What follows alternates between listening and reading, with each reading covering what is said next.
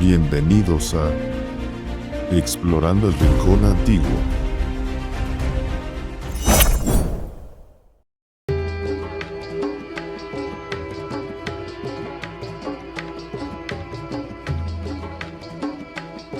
Antes de que existiera un solo Dios, hubo muchos que lo inspiraron.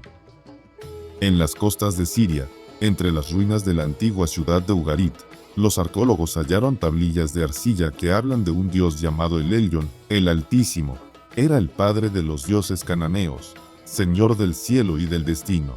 Su nombre, El, significa el fuerte, y aparece en decenas de inscripciones anteriores al Génesis. A su lado estaba su esposa, Asera, la madre de los 70 hijos, y un consejo divino que decidía el destino de los hombres. Un modelo de gobierno celestial idéntico al que siglos después aparecería en el Salmo 82, donde se lee que Dios preside en la asamblea divina y en medio de los dioses juzga. Mucho antes de que el pueblo de Israel existiera, el cielo ya tenía jerarquías, reyes y tribunales. Los dioses eran reflejo de los reinos humanos. Cada ciudad, cada nación, tenía su propia deidad patrona. El Elyon gobernaba sobre todas ellas, pero no era un dios solitario. Era el jefe de un panteón. La idea de un único dios todavía no había nacido. Con el tiempo, una nueva figura empezó a aparecer en los textos del sur, en las regiones de Edom, Temán y Seir. Su nombre era Yahweh. No era el dios de todo el mundo, sino un dios tribal, protector de clanes nómadas que viajaban por el desierto. Las referencias más antiguas lo ubican en poemas y cánticos del siglo XIII a.C. Yahweh era descrito como un guerrero del desierto, un dios de las tormentas, fuego y viento. Su aparición no borró a los otros dioses. Simplemente fue una más entre muchas voces del cielo antiguo. Siglos después, cuando las tribus del Levante comenzaron a formar el pueblo de Israel, ese dios del sur fue adoptado como divinidad nacional, pero no reemplazó de inmediato al Altísimo. Durante generaciones, convivieron los nombres de El Elyon y Yahweh. En algunos textos eran distintos. En otros, el mismo ser con títulos diferentes. La fusión de ambos no fue un acto de fe, sino un proceso histórico. El pueblo necesitaba identidad, y el nombre de su Dios debía representar la unidad de la nación que estaba naciendo. En excavaciones del siglo XX, los arqueólogos encontraron dos lugares que revelan el verdadero rostro de esa transición. El primero, Kuntiyet Ahrud, un sitio en el desierto del Sinaí datado hacia el año 800 a.C. En sus muros y vasijas aparece escrita una frase que cambiaría la historia: «Bendito seas por Yahweh y su Asera». Allí, en plena época del reino de Israel, Yahweh aún tenía consorte. No era un dios único, sino el heredero de un linaje donde los dioses tenían familia. El segundo hallazgo proviene de Kirbet el-Com, en Judá, del siglo VII a.C., donde se repite la misma invocación. Las inscripciones demuestran que la gente común aún rezaba a Yahweh y a su esposa, Asera.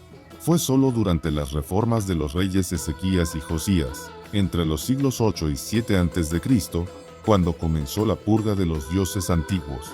Se destruyeron templos rurales, se eliminaron símbolos femeninos y se centralizó el culto en Jerusalén.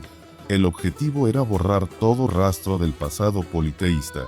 El nombre de Asera desapareció de los textos, y Yahweh se proclamó único y absoluto. No fue una revelación divina, sino una reforma política y religiosa, un proceso que buscaba unir a un pueblo disperso bajo una sola fe y una sola autoridad. Sin embargo, los rastros del pasado quedaron atrapados en la misma Biblia. El Salmo 82, Deuteronomio 32 y otros textos conservan fragmentos de una época donde el Altísimo aún compartía el cielo con otros dioses.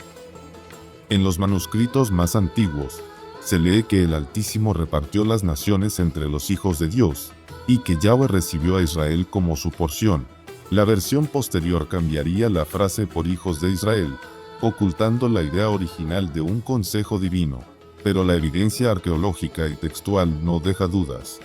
El monoteísmo fue el resultado de un largo proceso de reescritura.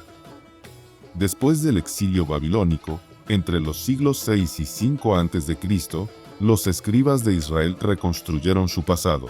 Lo que había sido una historia de muchos dioses se transformó en la memoria de uno solo.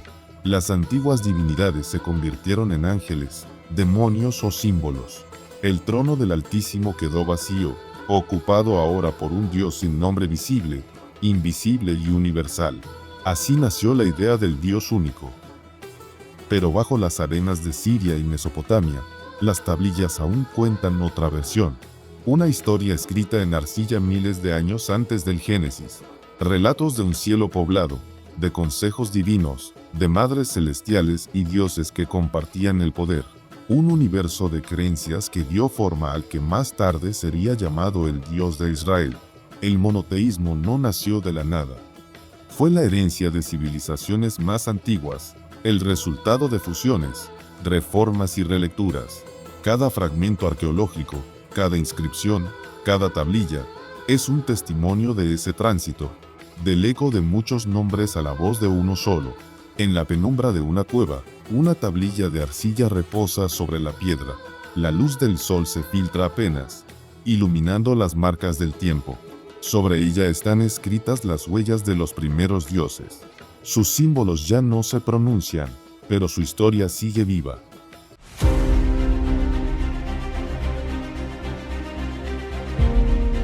No creas todo lo que te contaron.